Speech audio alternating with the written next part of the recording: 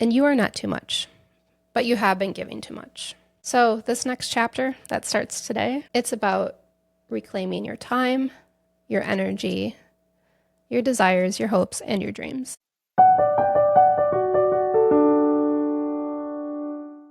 Today we're going to talk about a super fun topic, and it's called emotional labor.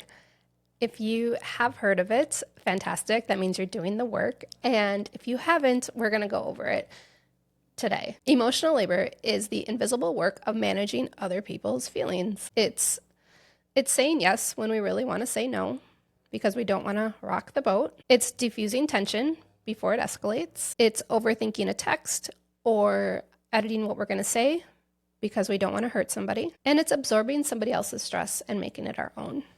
Does that sound familiar? It does to me. That's why I'm making this video today. If you've been anticipating other people's needs, fixing things before they need to be fixed, reading a room before you enter it, and or carrying emotions that aren't even yours to carry, then this video is for you. I'm Steph Shanks. I am a portrait photographer. I have a fantastic podcast called Unwritten where I interview people and their stories about leading an unwritten life. And I also have a free download called the Permission Slip. It's a little workbook, and I'll talk about that later. So let's talk about emotional labor. Chances are you've been doing it your entire life. If not years, decades, probably before you could learn to drive, you have been being an emotional laborer. You've been carrying emotions that aren't even yours. We learned at a very young age that taking care of everybody else except ourselves is the only way to be and the only way to find happiness. And luckily, we are waking up and we are realizing that if we have checked all the boxes that we've thought we were supposed to do and that things didn't work out for us, that there must be a different way to live. And I'm telling you that there is. We were raised by a generation where being a good woman meant being accommodating, supportive, helpful, caring, and supportive and easygoing. That's a lot. What's happening to a lot of women, especially over 40, is that our nervous system cannot take this emotional labor anymore. We're seeing higher suicide rates. We're seeing higher rates of alcoholism. We're seeing more anxiety and depression and high blood pressure than the world has ever seen before in women. And this is our wake-up call because we think that we're supposed to be this type of person, the supportive spouse, the loving caretaker, all of it. But what happens when we are so disengaged and unaligned with our true path and our true self is that we aren't taking care of anybody, much less ourselves. And we're here to change. So I'm hoping that you're watching this because you have woken up and you realize that it's time to choose me.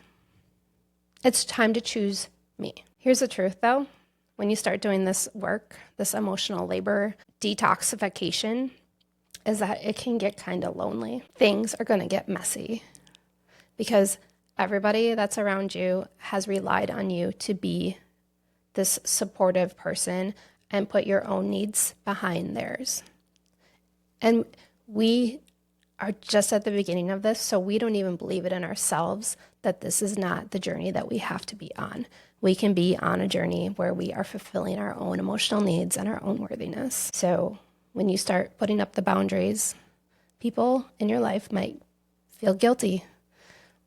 People in your life might feel confused, edgy, disappointment, and we're going to feel guilty and we're going to question everything. But I'm here to walk you through it. Don't mistake the discomfort for thinking that you're doing something wrong. This is who you've always meant to be. How do we start reclaiming our energy and creating new boundaries?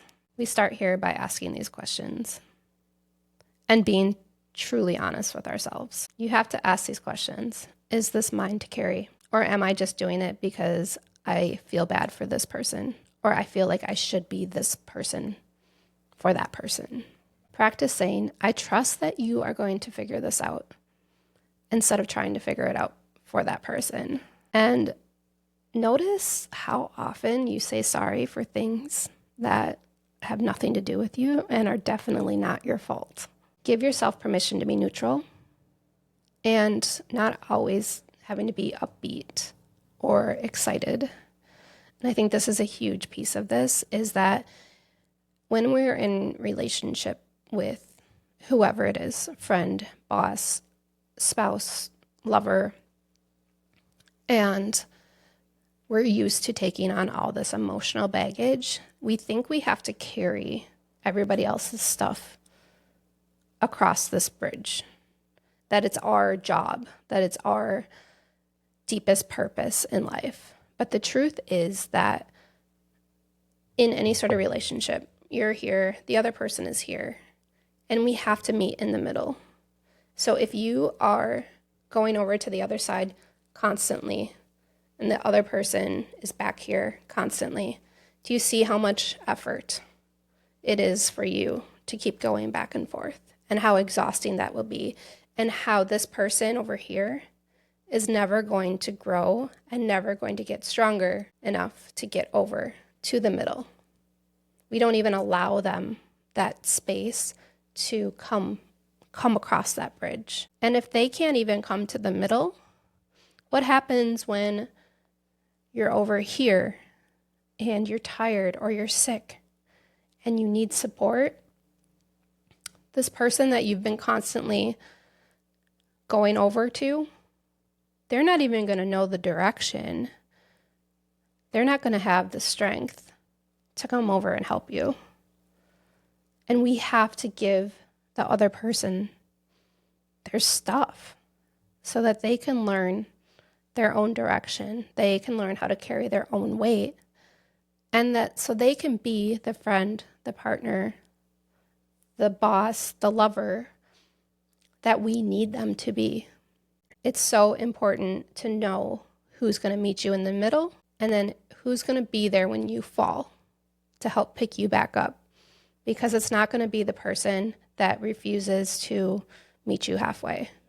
So when you're looking at starting a new business, is this going to feed my needs? What are my needs? When you're looking at a new friendship or you're looking at existing friendships, you can ask yourself, who has what it takes to be in my life?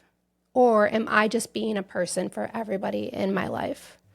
Totally different feeling, totally different reaction and emotion. And we can do this with our adult children as well.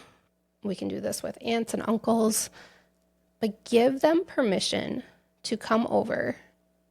Give them permission to use their own guidance system, and give yourself permission to stop this thing called emotional labor. As you can imagine, not a lot of people are going to like this that are in your life, because if you've been the person, especially now you're in your 40s and 50s, we're all kind of set in our ways. But we have to remember that we are doing this work, this hard work, this boundary setting work, this emotional work for not only ourselves, so that we can be around longer, so that we can exist without the medications and the alcohol, so that we have more energy to go on walks and do yoga and get strong. But we're doing it for our daughters and our granddaughters as well, because like I mentioned earlier, we have been raised to be these women that take on everybody else's stuff. Your new job starting today is to not manage everybody else's emotions around you. You are allowed to rest. You are allowed to be honest. You are allowed to be free. And the people in your life that you've been carrying are allowed to take on their own shit and deal with their own problems on their own. If they need your help, guide them to a psychiatrist, a therapist, somebody else. You do not need to be everybody else's therapist or guidance system. You are not a Google map. Let them figure it out. And in this process of letting them figure it out, you get to figure out you. And that's the best part. You do not own the world, your emotional output. You do not owe anybody all of your emotional output. And you are not selfish for wanting peace.